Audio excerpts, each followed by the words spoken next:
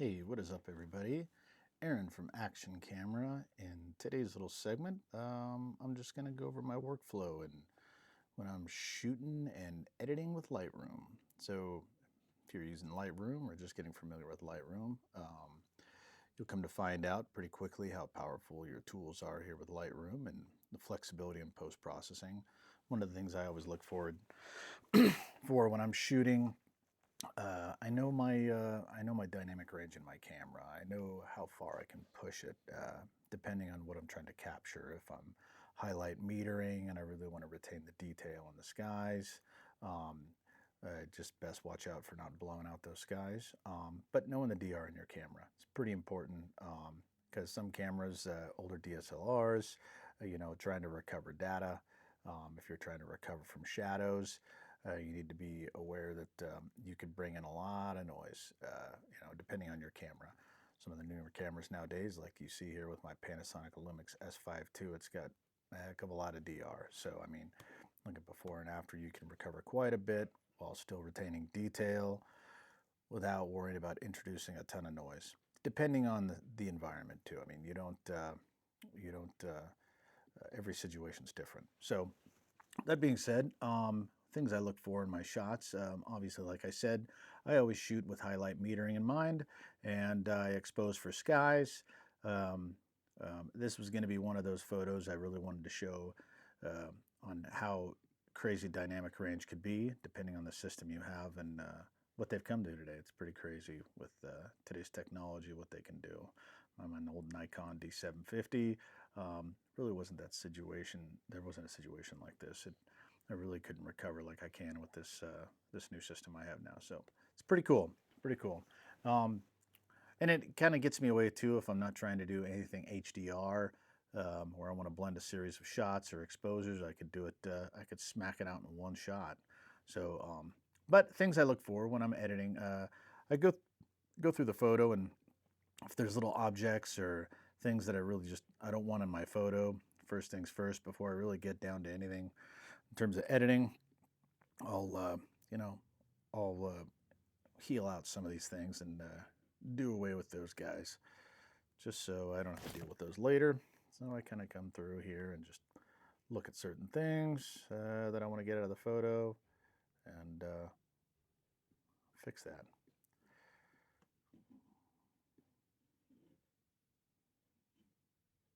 Well, so bada boom. So I know we're really getting down to the nitty gritty looking out here, but that's just kind of what I do. So I'll go through here and finish these spots up. And with your healing tool, you always watch. You can move your resample up or down to kind of adjust to kind of keep that horizon line straight. Get that out of there. I go into my local adjustment tools usually. In this particular situation, I'm kind of going to retain the detail that's in the sky here. I really don't want to start romping the exposure up and then blowing out my sky, so sometimes I go this route. The AI is usually pretty good about detecting through the trees and doing a sky select. Well, I'll sky select because I'm really not going to tamper with the sky, but then I invert it. So I got my foreground here. And if I need to bring up exposure a little bit, I'm not affecting the sky. I could bring that up. And I don't want to bring it up a ton because I'll dodge and burn. And you'll see that here momentarily, what I mean by that. But bring it up just enough so I got some detail back in the foreground. I'll check my whites and blacks. If I hold the Option key on the Mac and touch my white tab and start to slide, you'll see how you're getting that detail showing up. Setting your whites properly is just till you'll start seeing some white, and then I leave it. My whites are set right. Same with the blacks, Option key, start going to the left. There we go. So blacks are set. Then also some of the things I like to do with my texture and clarity, I kind of back that off just a little bit because sharpness is pretty tack sharp on these, and sometimes it's a little harsh, especially if you're doing prints.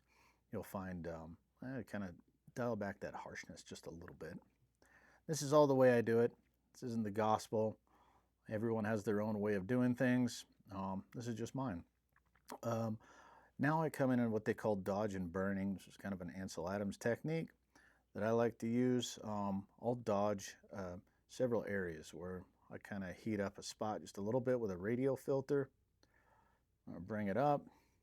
I'm going to do the same. I'm going to add another layer. You can have up to 15 layers, I believe, in Photoshop or Lightroom. Sorry.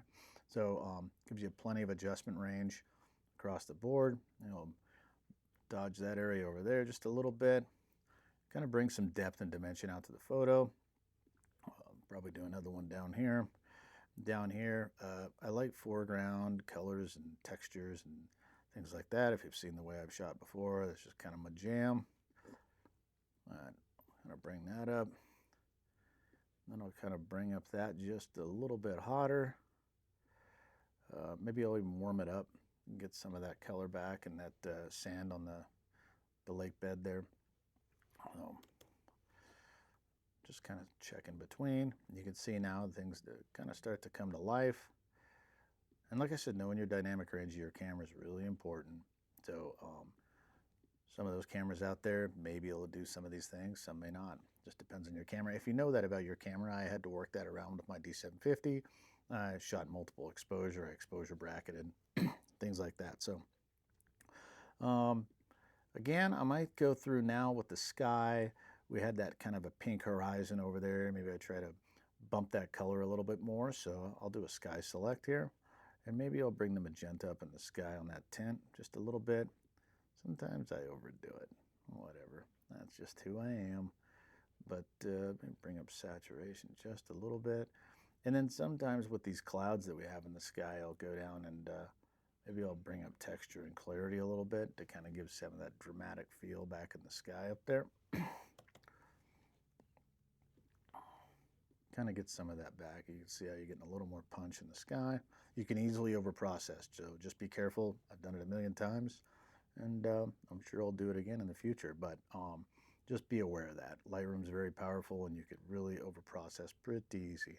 Sometimes with, now with the color grading, I'm kind of looking down in the sand here. You can easily take a sample here, and if I want to click and hold, I can move up the color. It'll sample that area, and then I'm able to bring up that specific color. Be careful, it is global and it affects the rest of your photos. So if you happen to be adjusting, there's some of these tones elsewhere in the photo. If you weren't trying to adjust over there, it may do it anyhow. It is global, so just be aware of that when you're doing it. I don't mess too much with the color grading in these highlights, the shadow and the mid-tone areas. I haven't quite tune that up yet. I use just my HSL sliders when I want to adjust something. If I need to get my blue up, obviously I wouldn't do that, but I just separate by color and do it individually. If I wanted to get, like I said, I want to do a sample back here on this tone in the sky, kind of bring that up a little bit. Watch out that it doesn't bleed out on you. You can get little streaks and traces if you go heavy on a color sometimes, if you've overdone it. You can get little streaks in there, and if you do a print, it'll show up. So be aware of that. I might get another radial out here, and I'll dodge over in this area just to kind of get a little pocket of light in here.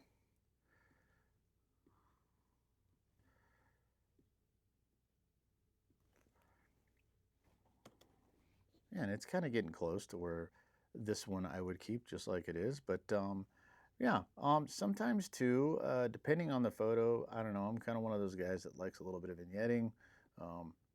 It's just kind of who I am. It's my style. Some people like it, some people hate it, whatever.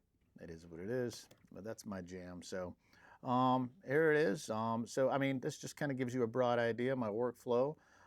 This color didn't have a ton of greens or anything that I had to grade and color on. Some of my landscape shots that have more color, I'm getting a little more involved with color grading, but here it is. This is my workflow. This is how I would, kind of a rough idea of how I would edit a photo in Lightroom Classic. That's the before right there. This is after.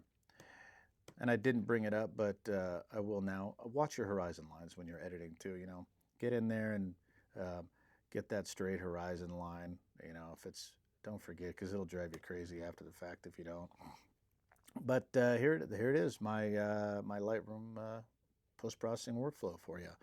And like I said, very powerful. You got a ton of dynamic range between these two, and hope you enjoyed the video, and we'll see you soon.